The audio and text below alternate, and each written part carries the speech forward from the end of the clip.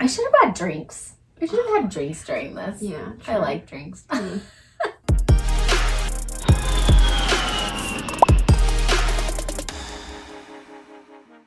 Will you stay one more year with your host family? She's extending!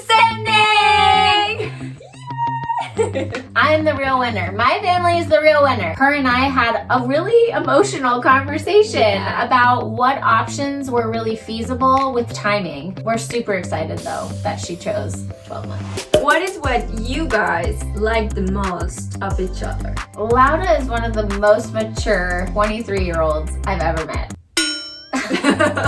And she's beautiful inside and out. Just everything about her I am in awe of. She has an incredible drive to want to do things. Like, she's created this YouTube channel. That's amazing. I'm learning from her how to do these cool things. She's a part of the Cultural Care Ambassador Program. That's amazing. She's already finished her 6 credits. She's not even, like, she just got to 9 months. That's amazing. So, like, she just knows what she wants and she goes after it. And that is what I want my children to see every day. And so I really love how driven she is. They're those words.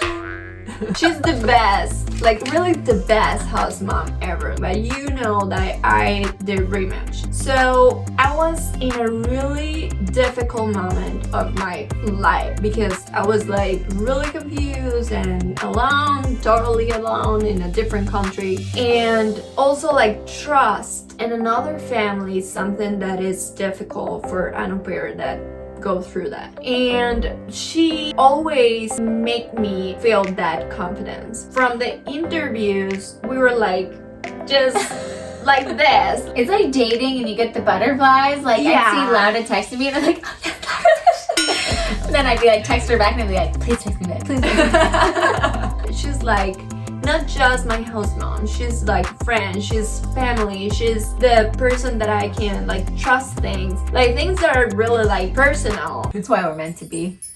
What is the most critical moment that we ever had? I mean, I think the biggest moment that we've had is talking about extension. She wants to see her family, and I completely understand that. But we have to look at the timing of our jobs and of our kids' lives and just what parts they're going to be going through in life. That was a critical moment. I mean, and it was during the holiday season that we're making this decision. And so there was a little bit of tension and like, you know, we kept talking about it and I just had to keep telling myself, no matter what she chooses, it's what's meant to be. We will appreciate any extra time with her. It's all a blessing to have a little bit more time with her. We're telling you how happy are we about that, but at the moment, it's hard. Yeah, that was hard. We cried a lot. Exactly. Like, we're the same person. Yeah, exactly. So I cry for everything. Me that too. Means that she cries for everything. It was critical, but we just passed.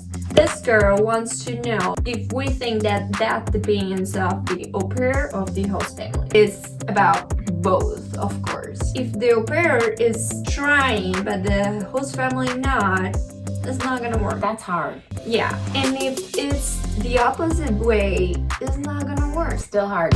Yeah, as we said before, it's about communication. So if you feel that you are trying and they are not, tell them. I would like to, like have moments together or talks or I don't know, whatever you want. That's something also that we were talking also because like at the first time when I just arrived here, we were like all the time together, right?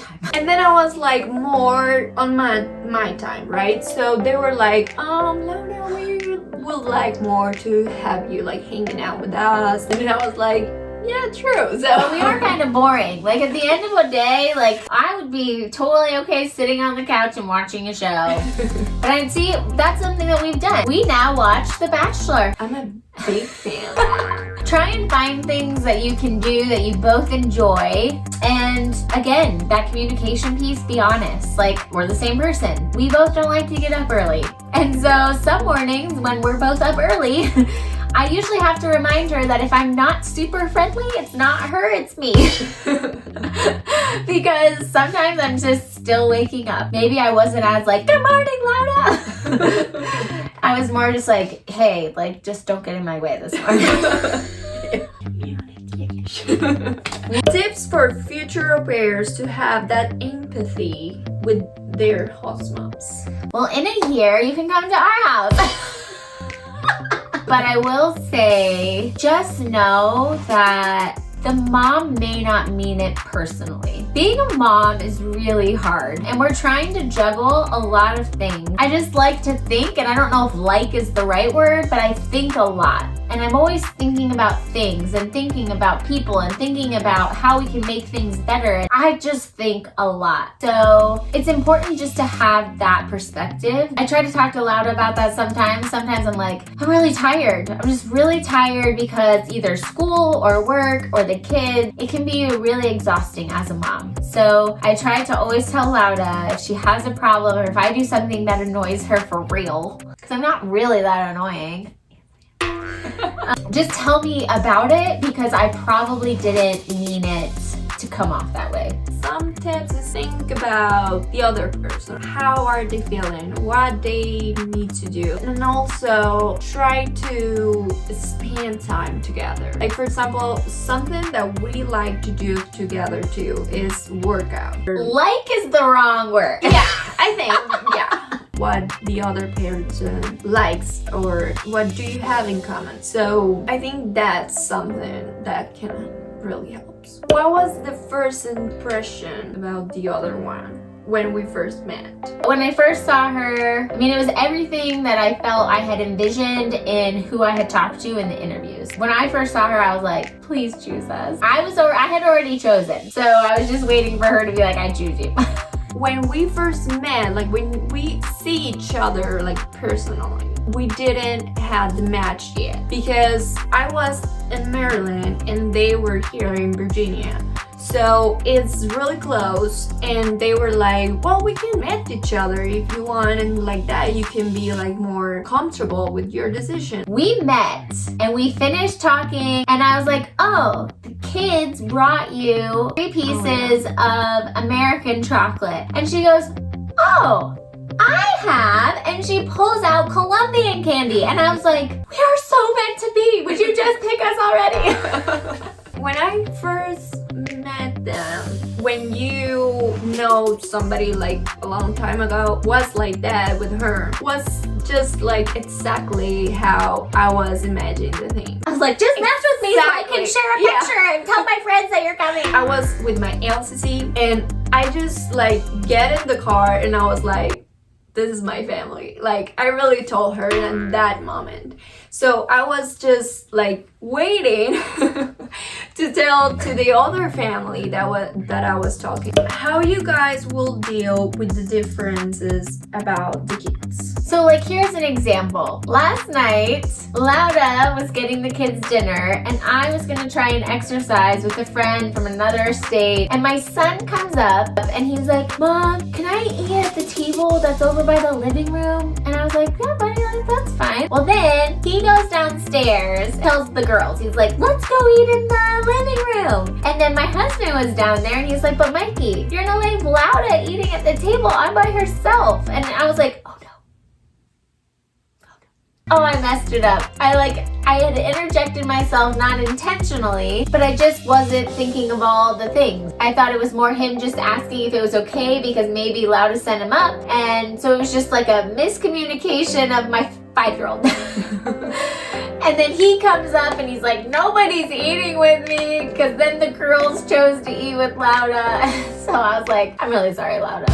My son he was 4, he just turned 5, and we're all home all the time. And so it's hard for him to understand which adult is in charge when. I have to just remind myself, you know, like this morning he came down and I was like, buddy, did you eat breakfast? He's like, no, will you come with me? And I was like, no. I was like, go ask Lauda, like to help you with breakfast. And he was like, like, why don't you come help me? And I was like, but Laura's the boss right now. So I just really have to try and help him understand who the boss is when. And we have to work together though to know that he is only 5. And so there are moments where maybe he's being difficult and he just really wants his mom. And if I'm home, there's no reason that I can't go give him a hug. And so we can't take it personally. But yeah, also, I will not say that it's just like with Mikey. It's something that happens with the kid. You don't tell the kids like, okay, from this hour to this hour, you're gonna be with this adult. No, it's just, they are just with somebody.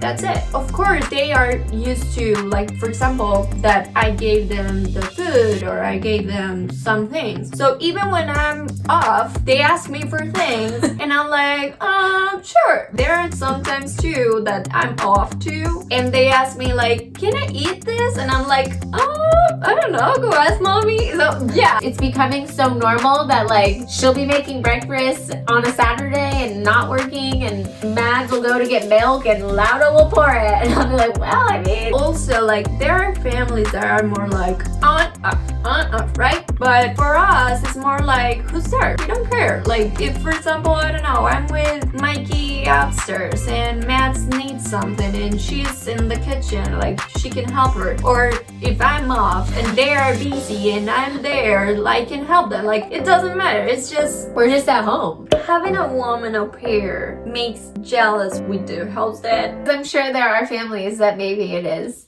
Yeah, maybe it is. As a host mom, I just have to be confident that like, he's my husband, like we're married. And I don't honestly worry about it. I would say one other thing, be respectful of your host family's rules. And again, I don't think it's really a rule. It's more of just a mutual understanding. Like I don't come down here in my bra and underwear and she doesn't come upstairs in hers. So it works out.